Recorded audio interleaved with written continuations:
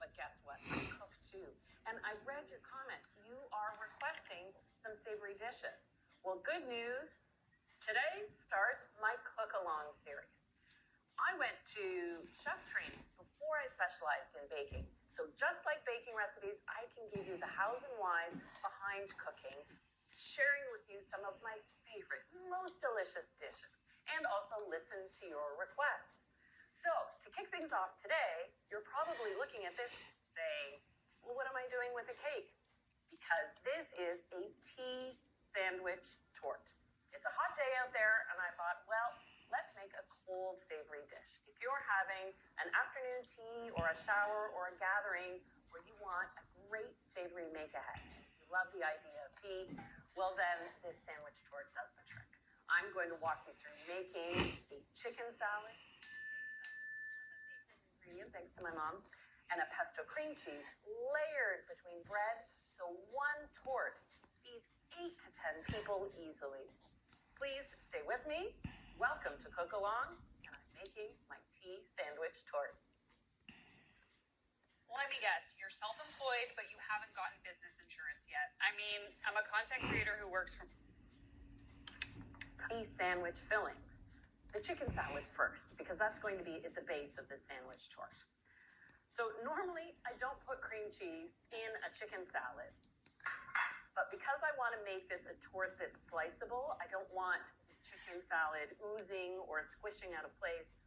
The cream cheese, now soft, once chilled, will hold the chicken salad in place.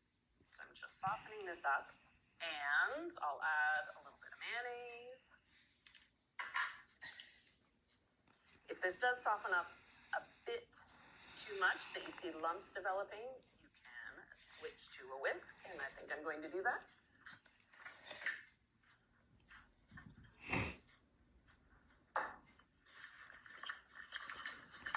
If you have a favorite chicken salad recipe you'd like to include to customize this torte to make it your own, of course do that, but consider adding that little bit of cream cheese to stabilize it. So for some flavor, I'm going to add just a touch of lemon juice, and I'm adding, for a bit of color and tomato flavor, some tomato paste, concentrated tomato, and finely chopped sun-dried tomato. So a little more highly seasoned. I might as well add my green onions now.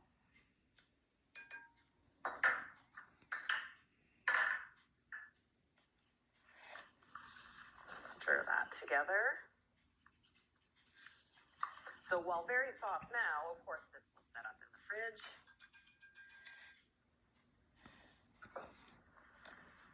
I have my cooked diced chicken. I've diced it smaller than I would if I was just making a single layer chicken salad sandwich. I want the dressing to envelop the chicken. Now you can use leftover chicken, you can grill some chicken up. This is chicken breast meat.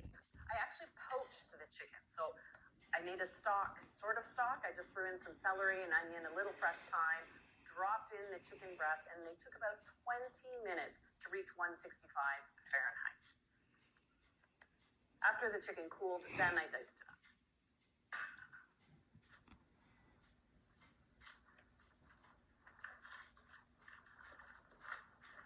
For a nice bit of crunch, and it relates to the pesto layer in the sandwich torte, some toasted pine nuts.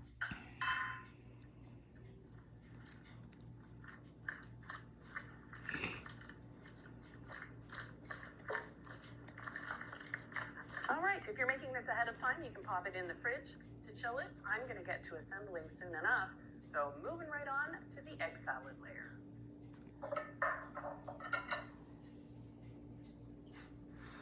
All right, I have already boiled 8 eggs. So they're hard boiled, and when I boil my eggs, I immerse them in tepid water, bring them up to a full boil, and that's when I set the timer for 10 minutes.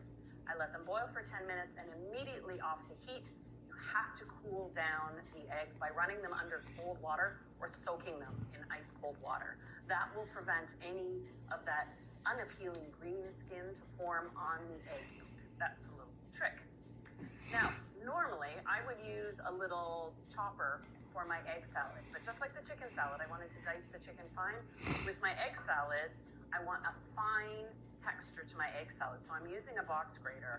And you know, I have had this box grater for over 20 years.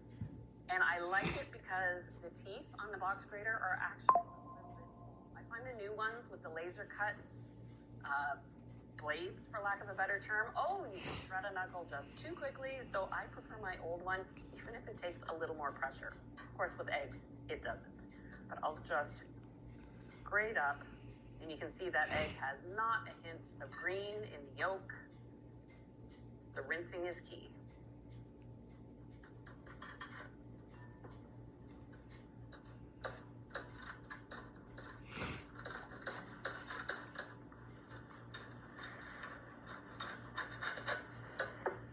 When it comes to tips for peeling hard-boiled eggs, well, I run a thin stream of cold water as I'm peeling it, if I can. And it sounds counterintuitive, but using an egg that is not fresh from the farm is key. If it's been in your fridge if the eggs have been in the fridge for a week or so, you'll find that there's a little drying. And so when the eggs are boiled, it's easier to separate the peel from the egg itself. Your $200 puffer keeps you warm at the coffee shop. But as soon as you step outside, you're left looking like a...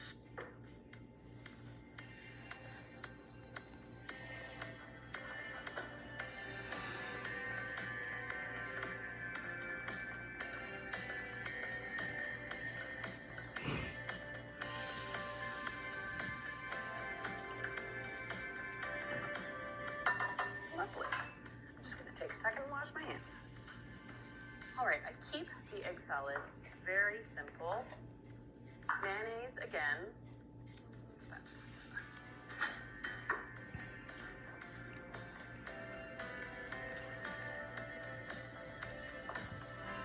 More chopped green onions. And some chopped green olives. I've just used the pimento stuffed olives. If you want to use fancier deli olives, I leave that up to you.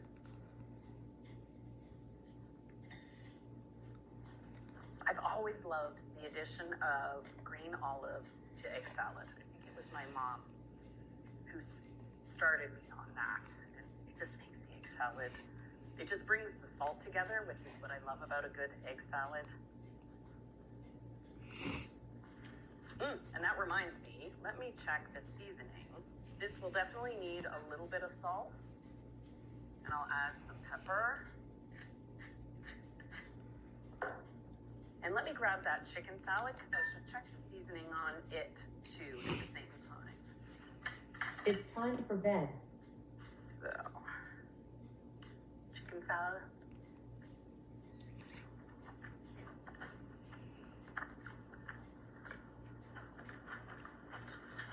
Egg salad spot on.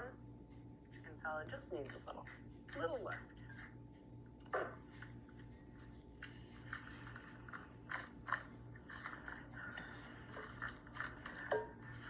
Tasting as you go and tasting before you assemble things is so important and such an easy step to skip. Sometimes we get so caught up in a recipe, we forget to do that.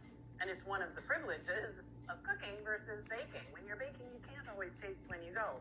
But once cooked, you certainly can here. All right, now for the last layer, the pesto cream cheese. So I've got my cream cheese. A generous amount. This is really the body of the recipe. The pesto is so concentrated in flavor that a little goes a long way.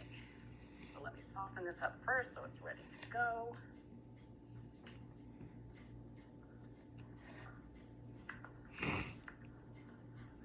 And I'll set this aside, grab my mini chopper. If you have a full-size food processor, you could make the pesto in the food processor and simply add the cream cheese to it. I'm using the smaller mini chopper just because it's easier to clean and it takes up a lot less space. And I've got a combination of parsley leaves, mostly for the color. You know, parsley is underrated. It's got great use. It does add flavor, that sort of balanced green bitterness that can finish up rich dishes, adds that pop of color. And a pesto, I find, with just straight basil can be a little too intense sometimes. So I have my fresh basil leaves, those get added. Other key ingredients, typical to pesto, some fresh garlic, 2 cloves. I just slice them up so they go into the chopper and blend a lot easier. A little bit of Parmesan cheese, just to bring up the cheese flavor a little bit. I'm not relying on just cream cheese. And I'm gonna start with a couple tablespoons of olive oil and see if I have to add any more from there. Might as well add some salt and pepper to this now.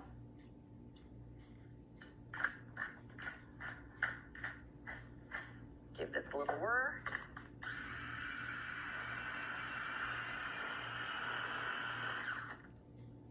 Yeah, it's looking a little dry. Let's give it a little more olive oil.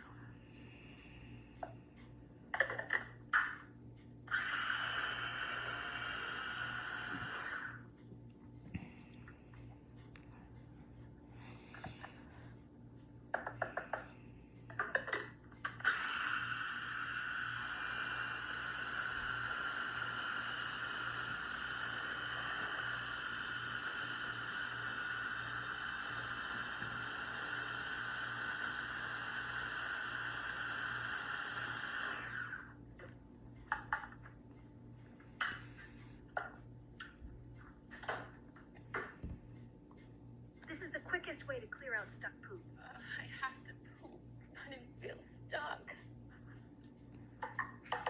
Ooh, you can really smell that basil. So I'm going to add this in 2 additions, just so I make sure. Just like when you add sugar to cream cheese when you're making a cheesecake, I'm adding my pesto a little at a time at first, so I don't end up with lumpy cream cheese. Oh, and that color really does come through, doesn't it?